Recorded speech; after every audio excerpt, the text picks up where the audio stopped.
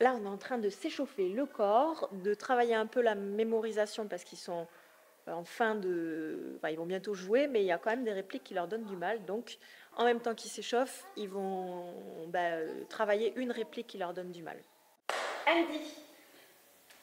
Le bus a disparu, mais comment a-t-on pu le rendre invisible?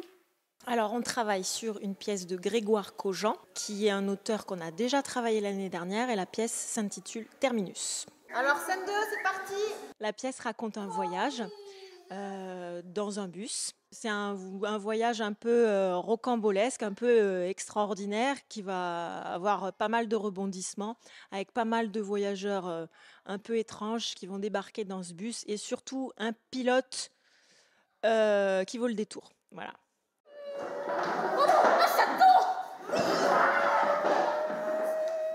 Je crois que je l'ai évité.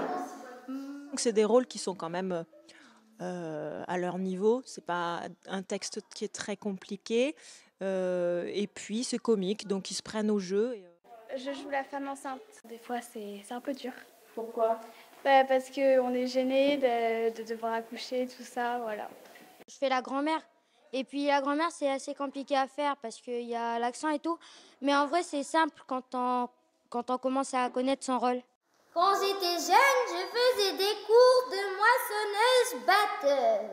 Ça ne doit pas être différent. Les personnages